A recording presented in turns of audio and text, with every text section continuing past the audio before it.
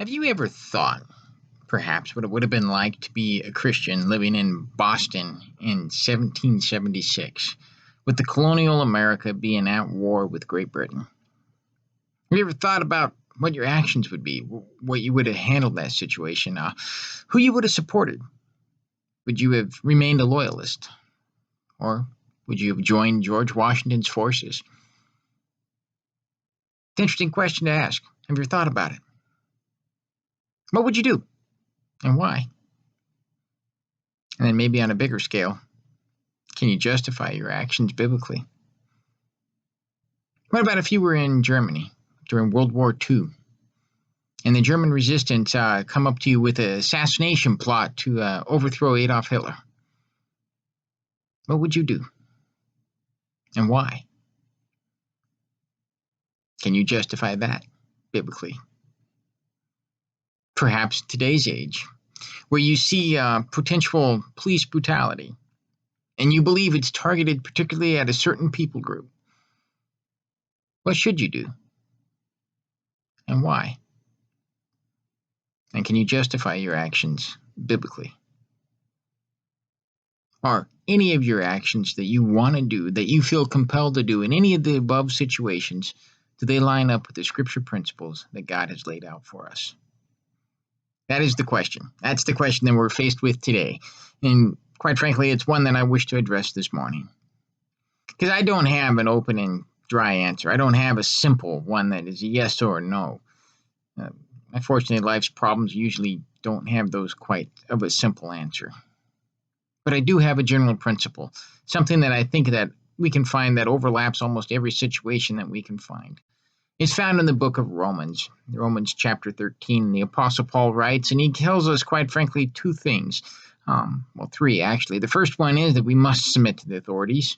The second one is that we submit to them due to our own conscience, as well as the God-given power that they have. And finally, he tells us how we show our submission. Romans chapter 13 is a unique place, and I would pick up from there. Romans 13, we'll start with the first verse. We'll read the first 7 verses. Romans 13, 1 through 7. It says, "Everyone must submit to the governing authorities, for there is no authority except from God, and those that exist are instituted by God. So then, the one who resists the authority is opposing God's command, and those who oppose it will bring judgment on themselves. For rulers are not a terror to good conduct, but to bad. Do you want to be unafraid of the authority? Do what is good, and you will have its approval. For government is God's servant for your good. But if you do wrong, be afraid, because it does not carry the sword for no reason. For government is God's servant, an avenger that brings wrath on the one who does wrong. Therefore, you must submit, not only because of wrath, but also because of your conscience. And for this reason you pay taxes, since the authorities are God's public servants, continually attending to these tasks.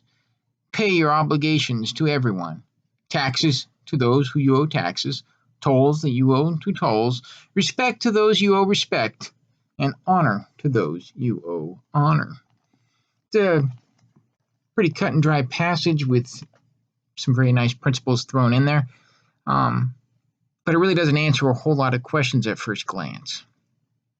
The glance that says, what do I do in a certain situation? And I outlined before. In Boston in 1776, or in World War II, or today, how do we deal with that? Well, his principle is very simple. And the overarching theme of this particular set of scripture is to submit to the authorities. And that's for everyone. Right off the bat, in verse 1, he says, everyone must submit to the governing authorities, for there is no authority except from God, and those that exist are instituted by God. He says, submit. It's that simple, submit. Now, we want to take a look, before we get too far into that, is we talk about government. What does Paul mean here by authorities? Are we talking a government? A government that is good or bad, right? Well, how do we handle that? Well, the first thing I want to say is the type of government is kind of irrelevant.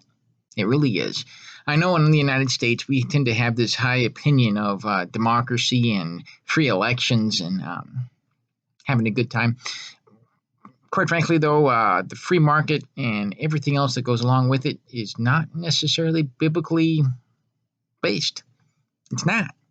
Um, Neither is, then again, any other form of government either. And they all have their pros and cons. Everything from monarchy to communism to democracy to anarchy. There's always something that you could see as a good side, and there's always something that you'll see as a bad side. So government itself is irrelevant in terms of this point of view, in terms of respecting the governing authorities. It does not matter if you are found wherever in the world. Essentially, a governing authority is anybody in power. All right, now when we look at that and we think about a better translation might be a phrase that we use here often. It's called the powers that be, right? Whoever they may be. And that applies to everyone from a head of a state, a president, a prime minister, all the way down to the local dog catcher, all the way down to the local parking attendant, right? These kind of jobs that they do have an authority, they do have a situation, and they have responsibilities, and they're required to deal with them. We're called as Christians to respect that authority, that governing authority. We are called to submit. The word there, good or bad. A lot of people I know take offense at this, and they'll say, hey, wait a minute. How can I possibly submit to a governing authority that, quite frankly, is so wrong and so evil and so horrible, and they don't understand humanity, and they're so bad? Yeah. Let me tell you about a guy. His name was Apostle Paul. He wrote this. He wrote this during the time of Emperor Nero. You heard of him? Let me tell you something about him. He wasn't a nice guy. In fact, rumors abound. One of them was, quite frankly, that he would take torsos of believers, soak them in oil, and light them on fire for entertainment parties. That's what he did. And Paul's telling you to submit to the authorities that do that. The early church is full of martyrs that have died at the hands of the Roman Empire, the time in which Paul's writing this. We're called to submit even to those that are unfriendly to us. As a believer, the point of being is not anything other than to submit to the government. Even, quite frankly, in some cases when the government is not nice. Peter also wrote in his book to honor the king. In the Old Testament, King Nebuchadnezzar kind of summed it up in Daniel chapter 4 when he says, to the end that the living may know that the Most High rules in the kingdom of men and gives to whom he will and sets it over the lowest of men. King Nebuchadnezzar came to understand who God was. He didn't at first.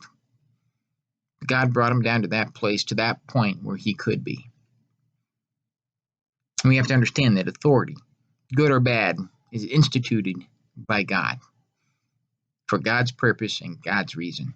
And therefore, governing authorities are who we are to submit to. It's interesting because a lot of people will say, well, maybe there's an exception here. Maybe I don't have to. It says everyone. The word everyone literally means everybody, all people. There is no exceptions. God makes no back doors here. We are called to submit. There's no underlining principle. There's no qualifications. It's just everyone is to submit. That's what we know. Everyone is called to submit. What does that mean, to submit? It's a good question because I know Paul uses it in other places and tells the wives to submit to their husbands and other things. Well, the word is actually, in the Greek word, is hupotasso. It means to place under or rank under, to be subject to. When I hear that, I kind of get that feeling that this is a voluntarily situation, kind of like maybe in the Army, right? Yeah, where you volunteer to do something, you get volunteered to do stuff. It's the same thing here. We are commanded to volunteer to place ourselves under authority of the government. That's what it is. It's a command to volunteer to do something. We are called to submit to place ourselves voluntarily under the authority of these people. What does that mean? That means, I guess, we have an option. We don't have to. We can back out of it. But we're in violation of the command that Paul has given, the violation of God. Basically telling us, hey, we have a problem. And I think that's what he means in verse 5 when we actually look at it. It says, therefore, you must submit, not only because of wrath, but also because of your conscience. What do you mean? Your conscience and your wrath. Well, those are the two reasons why we must submit. It is based on your conscience and your wrath. The first one, conscience, fundamentally, it's God's command. Okay, the conscience is a still small voice that sits inside of our hearts that tells us we're doing something right or we're doing something wrong, right? And every time we do something wrong, it kind of bothers us, stirs the pot a little bit, causes problems inside. Yeah. In order to ease that, it says, because this is God's command. God says to do it, and if we don't, we're in violation of it. Therefore, for our own conscience sake, we must submit simply because it's what God commanded. It's an interesting thing. A command. A command is not open for negotiation. You can't sit there and say, well, on Tuesdays and Thursdays I'll submit, but on Wednesdays and Fridays I won't, and we'll just see, what happens the rest of the week. We don't get that option. It's a command. We are called to do that. The reason being that we serve the Lord. And for those of you that don't understand that, the Lord is actually a phrase for the absolute supreme being. It's a term that we use to describe the almighty, all-powerful God, the guy who's in charge. And if we are serving him, there is no place for anything else than following his commands and what he tells us to do. That's what it means. Lord, absolute commander, absolute ruler, absolute guy who dictates every move that we make. We are called to obey. We are called to obey God's command. Keep in mind that God's the one that actually put him in there. And therefore, this becomes a thing of trust. It becomes a thing of faith, if you will, and trusting God. Because we got to trust that God knows what he's doing with that government. That government's there for a purpose. We may not understand what it is, but we also got to trust that God's put that government there, and God's going to take care of us in spite of that. And we also have to trust that God's going to be the one that'll fight the right. He will fight for the right side. He will fix the wrongs. He'll handle all the evil. It becomes a matter of faith for you and me. And you think about it, think what that does to your testimony. I know I've had conversations with people when they don't necessarily like a certain political figure that got elected. And my point to them is like, hey, God's in control. God knows what he's doing. Why are we stressing out about it? We're called to submit.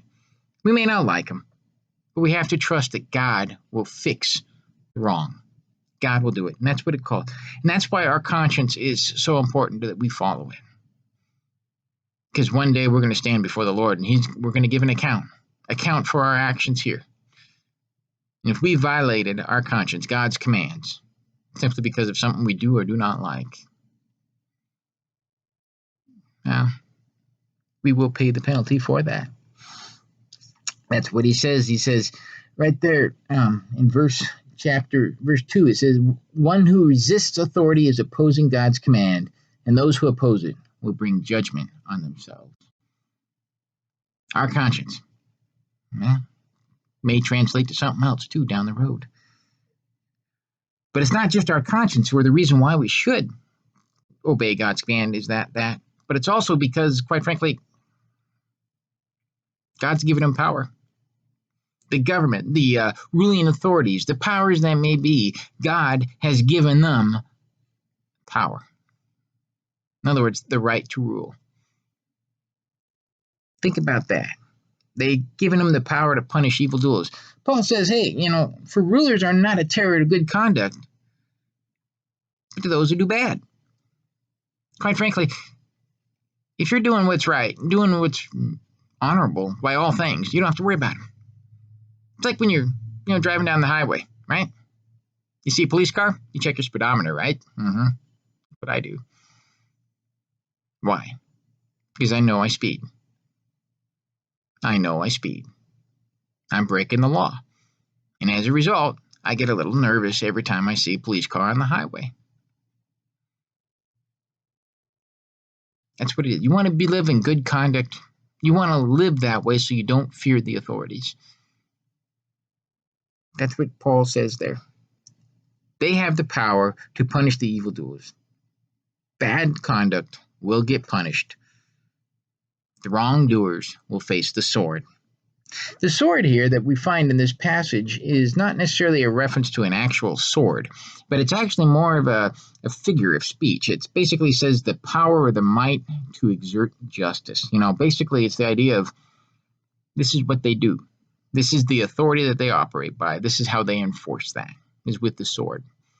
It brings back an idea of, if you will, basically the might makes right, and God's given them the might. But the government has power to do good for people too. Good conduct will always be acceptable in the eyes of them. It will. And as long as you're doing what is right, you got nothing to fear from them. Well, they become less threatening. You think about law and order and the structure that we have in our societies, that's all because of the government. It is. Whether we like it or not, they're the reasons for it. Total chaos and anarchy would reign if it weren't for the government. So good or bad, they're doing a purpose that we can be thankful for. It's there. If we are doing good, we find out that we don't have to fear the government. So we should respect them to avoid that. But the tail end of this, he actually says something furthermore. He says we have to show our submission. Show it. So how do you show your submission to a government? How do you voluntarily do that? You've been commanded to voluntarily submit. How do you show it? Well, this is what Paul says in verse 7. He says, pay your obligations to everyone. Taxes to those who you owe taxes. Tolls to those you owe tolls. Respect to those you owe respect. And honor to those you owe honor. You show our submission by paying our obligations. Taxes. Keep in mind, taxes, and as Paul makes a point here, taxes are the things that keep the government running. Unfortunately, your money and my money, they go to make things work. We may not like it. It may be painful every time it comes up on the ballot. But the fundamental reality is our taxes cause roads to be paved, the emergency responders to work, power to keep running in some places. They just happen. Our taxes go to these causes. Taxes. Not fun, but necessary. And as a sign of respecting and submitting to a governing authority, we pay them. I know a lot of people will say, I don't really want to, Look at what the tax dollars go towards. You read all about, and particularly in our country, where they've really screwed up with taxpayer money. Sometimes it may be a moral thing where they say it's going to fund overseas abortions. I don't feel comfortable paying that, so I'm not going to pay my taxes. I understand your point of view. I really do. I see that that's a problem. But I also see what Paul says here. Pay your taxes. And there doesn't appear to be a catchphrase or a backdoor out of this. Pay your taxes. That's what he says. Pay tax to whom you owe taxes to. Jesus himself said, render unto Caesar what is Caesar's. Our government requires the taxes. We're called to pay for it. It's not our job necessarily to attempt to make a statement by not paying them. And he says, pay tolls to those you owe tolls. A toll is a kind of a charge that's payable for the right of way, I guess, if you would. Usually used on tolls, toll bridges or toll roads, you often hear. Well, in Paul's time, it was also a permission to basically travel. Oftentimes it was inside going in and out of a city required a toll. So you go into a city, they'd require you to pay money to do so. So basically, kind of like anytime you try to do any trades or goods or any kind of business, tolls were expected. In many cases, it's kind of similar to our tariffs today, where goods coming into the country got to pay a little extra, right? Goods going out and have to pay a little extra, right? It's the same way it was back then. That's basically what a toll is. It's just basically money paid to do business.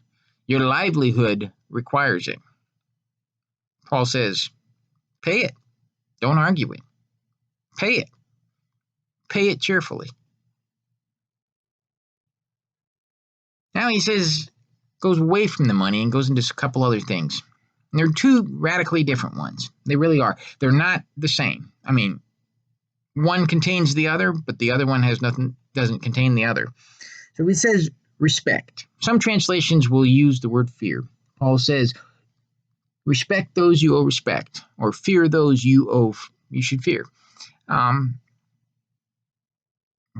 Fear. Wow. That's basically the Greek word phobos. It basically means to fear from. And it's translated multiple different ways. And fear, terror, reverence, and respect. The fear of God is a good thing. It is. Other fears aren't so much. But I want to make note that this does not mean to honor or esteem. This is not going that far. This basically says you respect a position. Those in authority deserve respect because of the position they're in. Okay? It's kind of irrelevant of the person, and it's more focused on the position. They're the governing authority, therefore you respect them for that purpose. And then he says the other one, and he says, honor those to you who you owe honor. That goes a little beyond just respect. That goes to reverence. The Greek word there is time. It basically means to respect, reverence, to esteem, to set apart, to push up, to view higher than you did prior. You owe honor. So you submit, and you show your submission by showing these things. You pay your obligations. You pay taxes. You pay the tolls. You respect the position, and you honor people that need to be honored. That's how you submit. So in light of all that, what should have been done in 1776? Or in World War II? Or in the last couple of weeks with the Black Lives Matter movements and riots? Well, I'm afraid I don't have a rock-solid answer for you. I really don't. But I do have a two-part answer, one I want to talk about. The first one is, we are called to obey God. He says, submit to the governing authorities. That's what God says. However, sometimes a governing authority, a governing body, wants to restrict Christians from meeting. They want to ban the Bible from being read, or tells us to stop obeying God's laws. We need to ignore the government, because God commands us to do all of the above. We obey God first and foremost in every situation. I want to say that. We obey God before the government. Now, if God remains silent on an issue, such as our current issues of, for example, face masks, God's silent on that. The government says do it. We're called to obey God's command and to submit to the governing authority. Second thing, we're not called to answer evil with evil. I make very clear on this. We are not called to answer evil with evil. We see evil being done. We should not, in any situation, resort to using evil to attempt to rectify the problem. I hear reports of people during these last few weeks as they've demonstrated against the evil they feel the police have committed. And instead what they do is they cause thousands of dollars in damage of innocent stores, people's vehicles, and even people's lives. We are never called to answer evil for evil. We have to leave that to God. But sometimes mass evil will only be stopped by opposition. Mass evil will only be stopped by opposition. And that's where we go, because it leaves back doors open. It leaves side roads we can take. Basically, it comes down to a decision for you and for me, in each and every time, that it needs to be based solely on our conscience. We have to remember that in all things, we will one day stand before the Almighty, and He will tell us if our actions were correct. In all other events, when God is silent and the government speaks, well, guess what? We're called to submit to the governing authorities. We submit to the governing authorities because of our conscience and because of their power. And we show our submission by paying our obligations. This is how a Christian should live in all those situations. In his sermon, God's Strange Servants, Ray Stedman said this. He said, "I don't hold up any defense for the gross injustices that prevail in our American system. But the very fact that we can meet this morning and don't have to hide behind closed doors, the very fact that we have relative freedom from attack when we walk about, is due to the existence of a government that God has brought into being. I want to make every effort I can as a good citizen to improve it and to see things that it does things better. But I just thank God for the privilege of paying my taxes." And this is what the apostle is after. He wants us to have a different attitude than the world around us about these matters. We are not to come on with grim-eyed fanatism, attacking the government and seeking to overthrow it because it doesn't quite behave the way we think it should. But rather, we are to understand that God has brought it into being, and He will change it if the hearts of the people of the land want that. Submit to the governing authorities. That's what God calls us to do. When opposition happens, when situations come up, we may not be aware of them or how to handle them. Keep in mind, we are called to submit and trust God in all things. That should be our goal, and that should be our prayer.